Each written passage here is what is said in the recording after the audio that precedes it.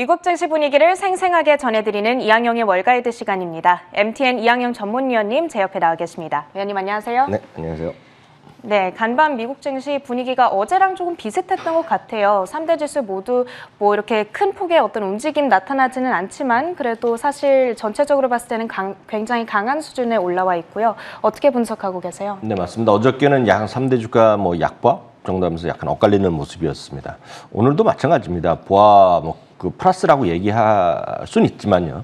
강보합 정도라는 얘기가 정확하다라고 이해를 하고 있습니다. 금값은 또 1910달러 선까지 올라섰고요. 어제 이어서 유가가 또 다시 올라가면서 이제 69달러에 바짝 다가섰습니다. 그러다 보니 어제 이어서 이틀 연속이죠. 에너지 섹터가 가장 강한 움직임을 보여준 것이 오늘 시장의 특징이 되겠고요. 어제와 달리 오늘은 전반적으로 기술주도 좀 반등에 좀 동참하는 모습이었습니다. 그렇기 때문에 어제랑 비슷하지만 섹터별로 약간의 차이가 있다라는 정도만 차이가 있겠습니다. 유가는 말씀드렸다시피 69달러 수준을 근접하고 있겠고요. 이러다 보면 70달러 얘기가 쉽게 나올 수 있는 그런 분위기가 되겠습니다. 2018년 이후 최고가가 되겠고요. 유가가 올라가다 보니 에너지 섹터가 이제 강한데요. 그러다 보니 에너지에 대한 정유 원유를 직접 이제 발굴하는 뿐만 아니라 정유회사, 파이프는 회사 이런 관련된 회사들이 다 올라갑니다. 결국은 이제 마진을 갖고 먹고 사는 기업들이기 때문에 유가가 올라가면 이런 것들은 좋아집니다. 옥시덴탈 페트로렐륨 아시는 분 많이 계실 것 같습니다. 이런 쪽들 그리고 대표적인 오일 메이저인 엑소모빌 이런 것들이 다 강한 흐름을 보이고 있고요. 에너지 섹터가 이제 모든 에너지 관련 주식을 모아놓은 대표 ETF가 XLE 이런 것들이 있는데 이런 것들이 전부 다 강한 흐름을 보이고 있습니다. 이 그림은 약간 잘못 나갔는데 하여튼 XLE 이런 것들이 전부 강한 모습을 보이고 있고요. 또 하나는 최근 들어서 저희가 여러 번 말씀드렸지만 이제 금리가 올라가는 인플레 시대에서는 꾸준하게 올라갈 수 있는 것이 금리가 너무 많이 올라가면 안 되지만 지금 이런 정도의 아래에서 올라갈 때는 소위 월세를 받는 기업들이 올라간다고 말씀드렸습니다. 네. 그것이 대표적으로 리츠라고 말씀드렸고요. 리츠의 가장 큰 섹터를 ETF를 갖고 있는 것이 VNQ라고 있는데요. 이거 역시 오늘 사상 최고가를 기록했습니다. 네, 오늘 전반적인 시황 판단 먼저 만나봤습니다.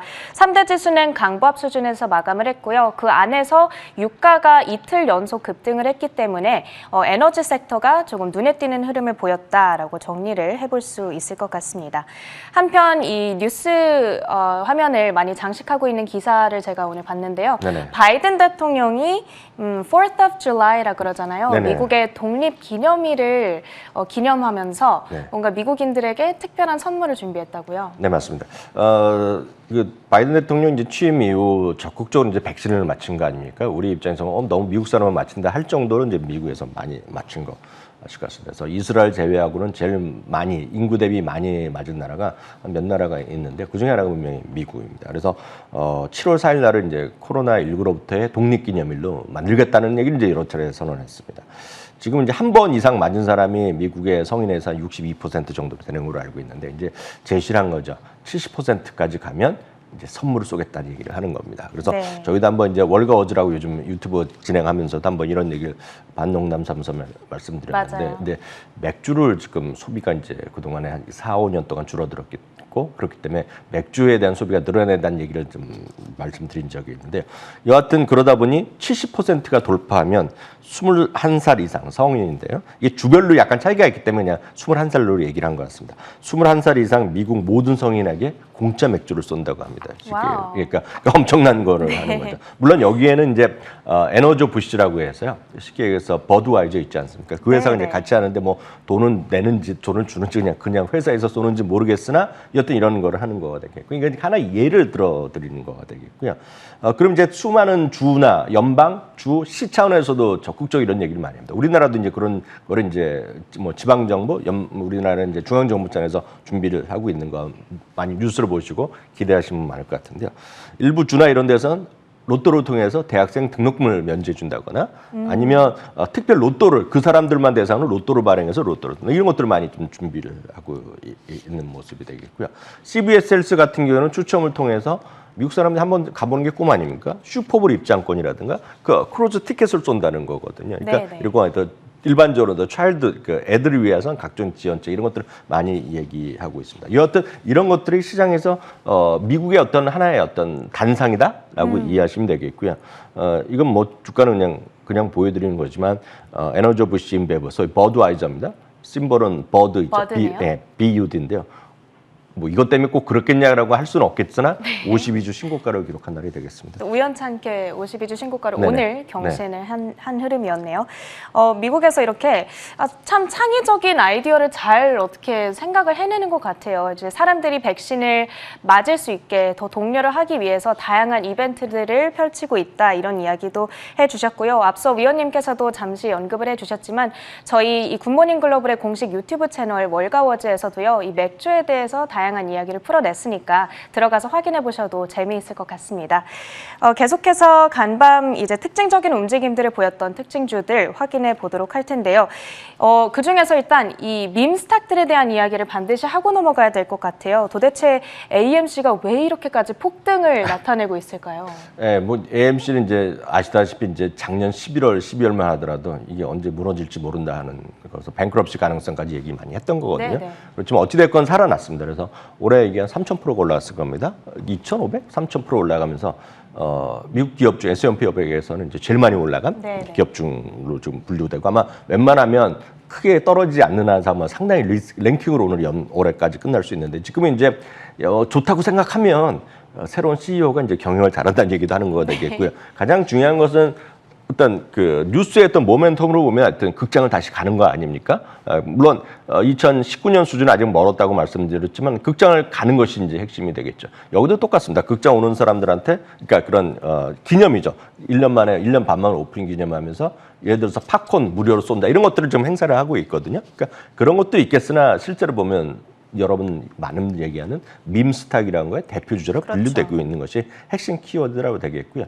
이건 뭐 비판하고 그럴 게 없습니다. 주식은 어떤 돈을 벌자고 하는 거기 때문에 다양한 방법이 있다는 거라고 보셔야 되겠습니다. 다만 이제 이런 거에 대해서 좋다고 얘기하는 사람도 있고 비판적인 생각하는 사람도 있고 일부에서는 이게 주식 투자가 아니라 게임으로 얘기하기 때문에 게임의 이론에 따라서 뭐 즐기는 것들 할 수 있는 건 뭐 네. 괜찮다라는 그런 여러 가지 있기 때문에 뭐 시청자분들 의견이 다르실 것 같습니다. 하여튼 그런 거와 관련돼서 비슷하게 움직인 것이 게임스탑이라는 주식이 있는 거죠. 사실 게임스탑이 더 먼저 움직였는데 지금 AMC는 극장이 재오픈되는 것에 맞물리면서 같이 먼저 더 세게 가는 거가 되겠고요.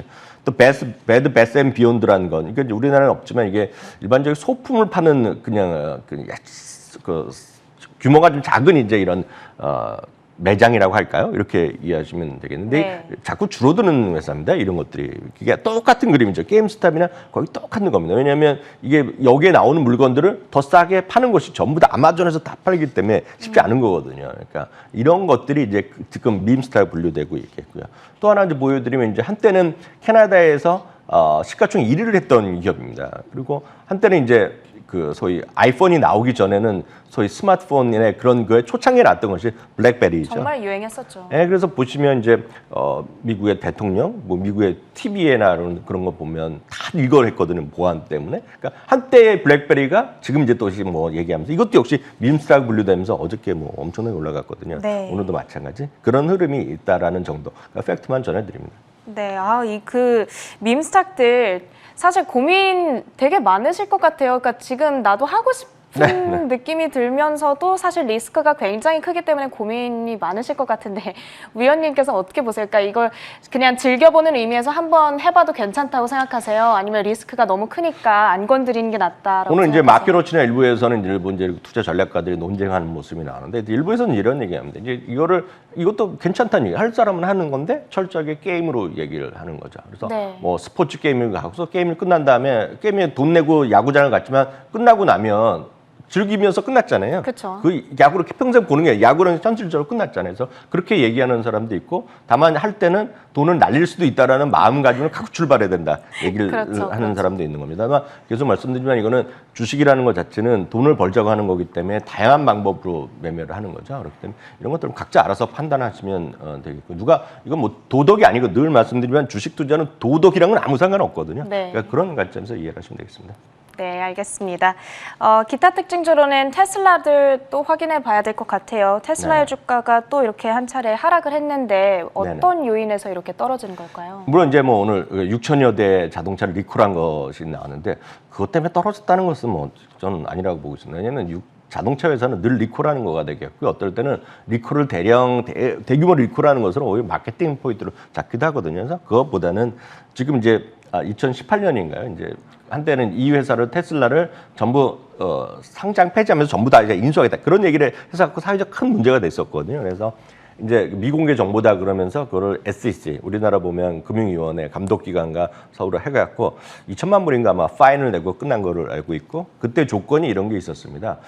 트윗을 한번 하려 그러면 최소한 너희 그 테슬라 변호사한테 미리 사전 승인을 받고 올려라 그런 걸 합의를 본 적이 있는데 네네. 그걸 이제 잘 안 지켰다는 얘기죠 지금요. 네. 그래서 이게 뭐 맞다 안 맞다 얘기 나오고 있고 일부 보도가 났는데 아직 회사나 이런 쪽 SEC에서 공식 논평을 안 나오고 있기 때문에 보셔야 되겠고요. 아마 이게 만약 이슈가 되고 진짜 이렇게 되면 또 한 차례 법적 공방이 또 있을 수밖에 없다라는 정도 이해하셔야 되겠습니다. 다만 네. 테슬라도 테슬라지만 제가 작년 말부터 계속 말씀드렸다시피 테슬라가 분명히 저도 개인적으로 좋아하는 회사지만 테슬라랑 반대편에 있던 것이 GM과 포드였거든요. 그렇죠. 그게 이제 작년 11월, 12월까지 이렇게 올라왔고 금년 1월까지 테슬라가 강했다 그러면 올해는 경기 민감주의 이런 해라는 거죠. 그래서 GM과 포드가 살아나는 건데 포드가 하여튼 살아나는 정도가 아니라 지금 엄청난 거죠 지금요. 그래서 네.